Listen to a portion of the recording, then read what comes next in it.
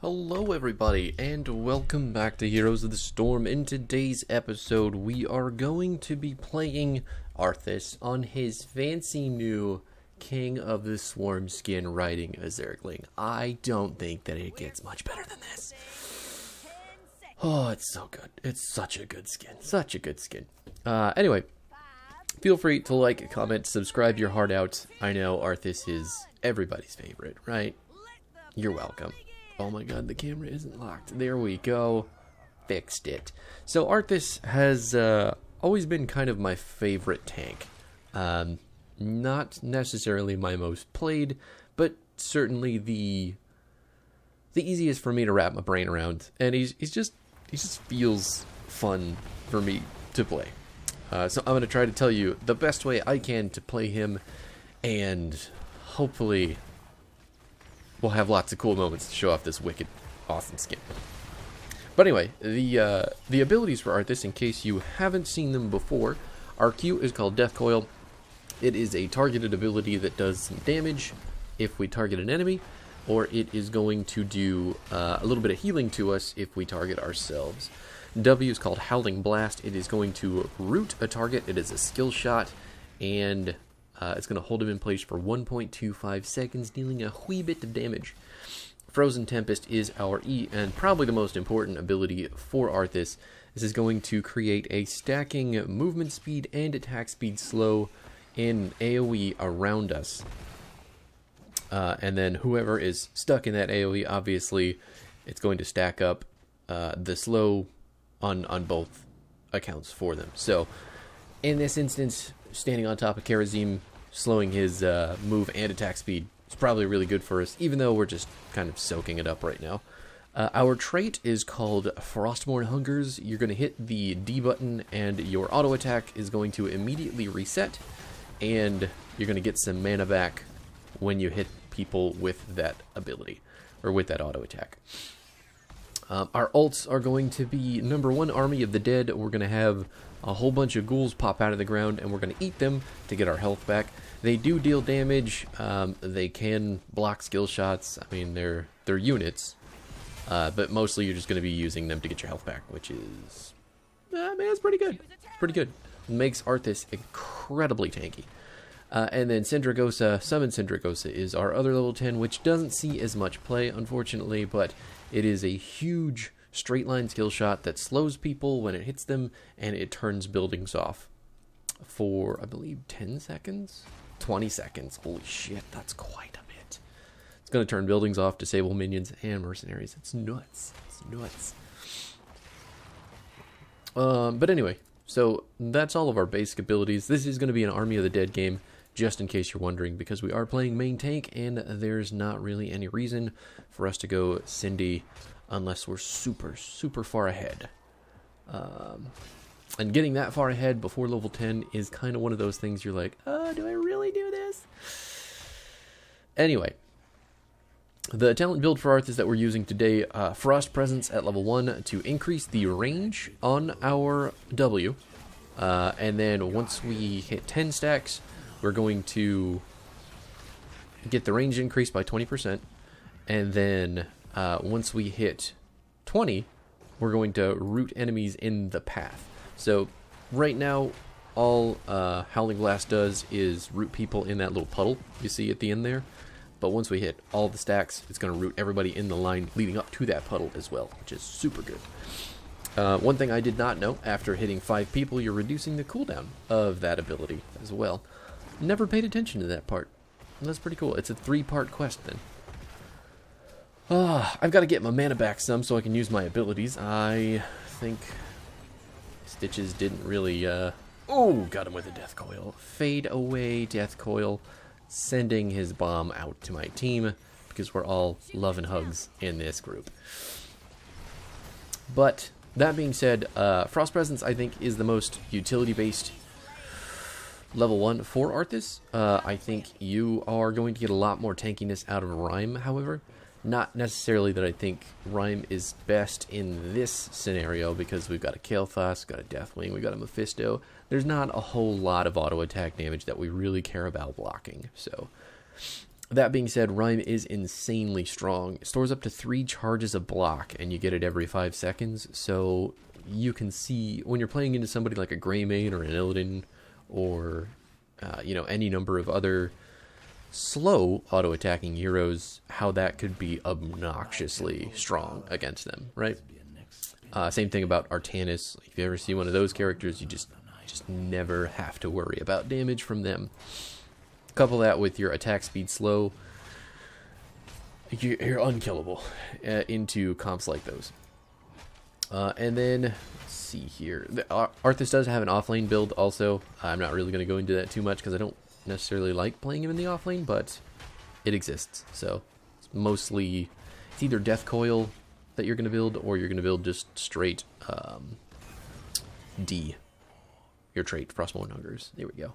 At level 4, we're picking up Frozen Wastes. This is going to reduce the mana cost of our E, which is incredibly important because this ability just drains all of our mana, and it's our main form of clear as well. So if we don't have this ability ready to clear waves, we're not very good at it.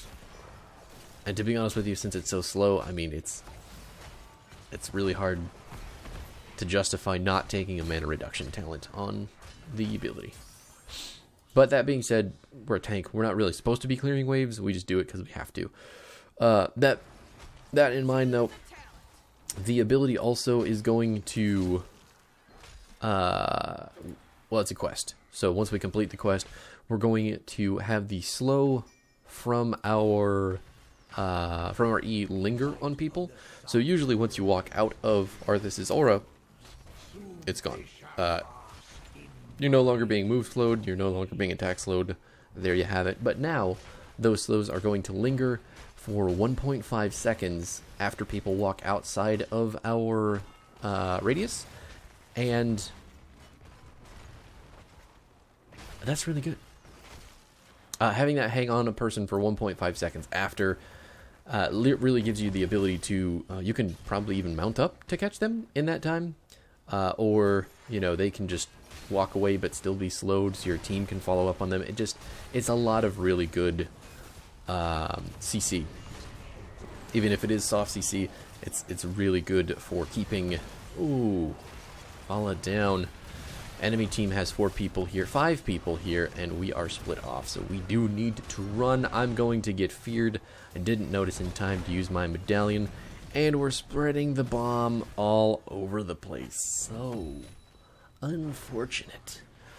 15 stacks on our level 1 quest with 105 on our level 4. The building is dead. There's nothing that we can do about it. Goodbye, fort. We'll see you later. At level 7, we're picking up Icebound Fortitude. This is going to give us 25 armor, and it's reducing the duration of stuns, slows, and roots against Arthas by 75%, which is insane. This is a holdover from the very, very, very early days of HOTS, where a lot of the tanks had this talent called Relentless, which would do just that. It would reduce the duration of crowd control on those tanks specifically. It was a talent that you had to take. It was generic, but it was so strong. Like, there was really no not picking it. But Arthas still has this ability like this. Sonya gets this as well, but she has to pick an ultimate to do it. She has to take Wrath of the Berserker. King Arthur and the Knights of the Round Table. Arthas gets it at level 7. So it's just an activatable. It's on a relatively short cooldown too, with 35 seconds. So when you go to engage, like, you know when you can hit it and how much stuff you can block with it. It's really, really strong talent. And then at level 10, obviously, Army of the Dead, like I said, it's just going to make us super tanky. You're going to see it in and out of team fights here. We do try to hold it because it's a pretty significant cooldown. But the second that we start taking damage on the front line, it's best to just pop it. Anytime you think there's a possibility that you're going to be engaged on, you don't have an escape, and all of your abilities to get away from the enemy team are tied to pretty lengthy skill shots. So, like the root, you have to actually hit it. In addition to that, you have to use your slow which is, you know, pretty point blank on top of Arthas. So it's, you know, I mean, situational CC is situational at the end of the day. But having ghouls ready and going, giving you all that health back, is a pretty good deterrent. It makes the enemy team think, holy shit, when's he going to die? And then they give up because they're bored and they can't get a kill. Another fort down. I'm going to miss that route as well. We're only one stack away from getting our completed level 1 quest, which is going to be so much better than what we're working with right now. At level 13, we are going to pick up Shattered Armor, which reduces the armor of people that we're hitting with our W, whether it's in the path once we finish the quest, or the... Oh, well, we are just trading kills right now. Popping the ghouls, trying to get out, locking both of those guys down with our root, standing in front of my Ming, getting some health back, eating the ghouls. Here we go, and we're out.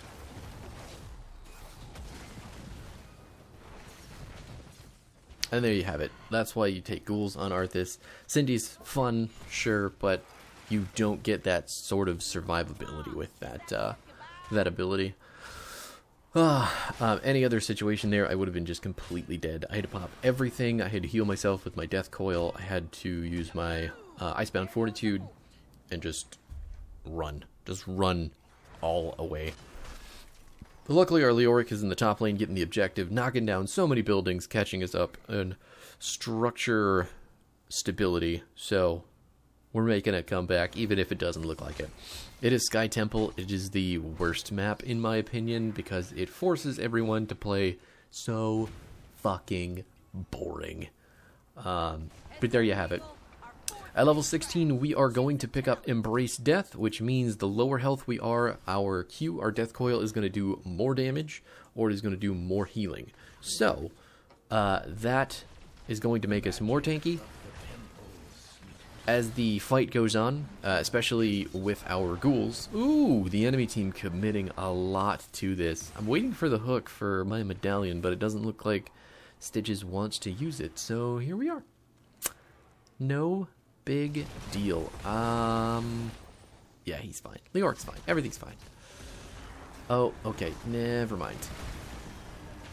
Lots of damage on the Deathwing, though. Can we get that kill? Does not look like it. I am in here now, though. Quest is completed for our level 4. We've got Mephisto held down. I am trying to get him CC'd for my team. Oh, no. Missing a couple skill shots, but still making the kill.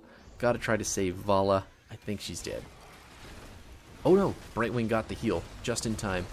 Deathwing dropping down on top of our Li Ming. We're still chasing after Kael'thas. Leoric is coming back up. See if he can get those kills by himself while I go save the backline. I have no mana. There's not a whole lot left for me to do except stand on top and slow people down. Perfect. Big fear. Didn't see it coming yet again, so no medallion from me. Oh, I'm not very good at using the medallion just yet. Especially with the wind-up on Deathwing, you would think it'd be pretty easy to notice. But this is an easy boss call. We've got 3 people dead. Well, 2 people dead for the time being, and we're very good at taking it quick. There's no need for me to really anchor either, because nobody on their team can stop us from taking that. Level 20 comes up here. We're going to take Death's Advance. We're going to increase our movement speed by 10%, and then Frozen Tempest's maximum movement speed slow and attack speed slow are going to go up to 60% from 40. That, I don't need to tell you, is an obnoxious amount of slowing. Look at my Zergy. Consider... I'm trying to think of another really huge slow. Chromie's maximum puddle talent. What the hell is it called? I cannot fucking remember for the life of me. Not the rewind, but the slow puddle. Slowing sands, I think that's what it's called.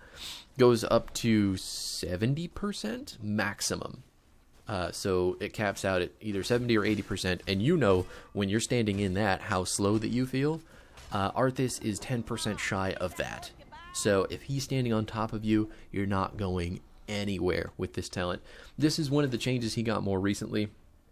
They changed this from an activatable that he would just, push the button and run faster, which is fine. I mean, whatever you want with that talent. But now it increases the slow on his E2, making him capable of just chasing people forever and never letting them leave. So if I can get onto a Arthas or even a Stitches or a Mephisto, they're not going anywhere, and my team should really be able to just collapse and kill them immediately. I have no idea what that kamikaze kerosene was, so we'll take it. Nobody on our team was on the map for them to see, so I'm not real sure why he thought that was possible. Oh well, it's quick match. Can't really account for anything going on there. Oh, and there is the Gladiator's Medallion to get Mephisto out. We've got our 20 skilled in the middle of the fight. Brightwing is going to have a teeny tiny amount of health. I'm not real sure why Stitch is built the way that he did either, because that build sucks. Just full sucks. It's okay. We're in the middle of the team where we want to be. We're going to pop our ghouls. We're just going to keep running it down at them. Stitches can't get away. Just ultra slowed. Nothing he can do. This is probably game-ending territory for us because we have level 20 and the enemy team doesn't. We've got a shitload of damage for the core. Oh no. Okay, well there goes our healer. And we're all getting blasted by the monk now. Maybe we don't end the game here. Maybe things could have gone a little bit better there. Okay, well, you know what? That's fine. This just gives me more time to talk about Arthas and the map in general. Since it's Sky Temple, everything that's happening right now doesn't really mean a damn thing at all. The enemy team has all of their lanes pushed in.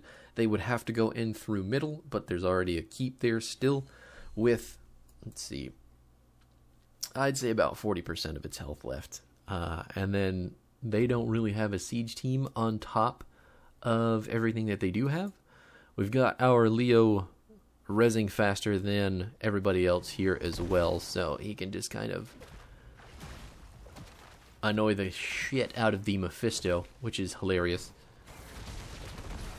And then Kerosene jumps in at the last little second to try to unsteal the camp. Not going to be anything super helpful for them there. Because it's Sky Temple, because the objective has to shoot through buildings, we have 3 buildings, the enemy team has 2. If we wipe the enemy team again, we just go in through the bottom lane. We don't have to use the objective to win anymore, even though we certainly can, because it's just such an explosive amount of damage on the buildings, especially at this point in the game where everything's scaled so far. Leo going in, not getting feared by the Deathwing. Lots and lots of damage coming out from the Leoric and his Death March at level 20. We're going to run it down on the back here, trying to get the kills while eating lots of ghouls. Stitches cannot move. You can see how slow he is because of our level 20 talent. And we're moving faster. Everybody's dying. Nothing the enemy team can do about it. Deathwing can walk out, but who cares? It's gonna die anyway, because we got lots of damage for that big bad dragon. Not going to run through top. I don't have enough health to do that. We're gonna go through middle instead. There we go. There we go. Perfect.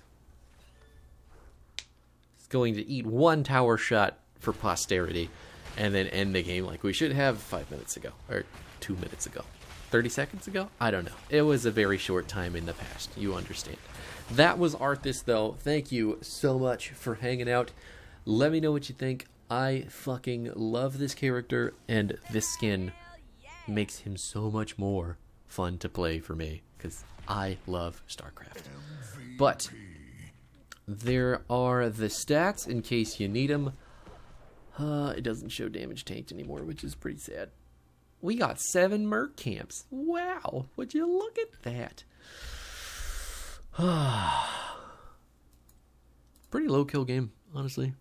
Well, maybe not low. I mean, 10 and 17 is pretty nuts, but all in all, we did mostly focus on macro for that game, so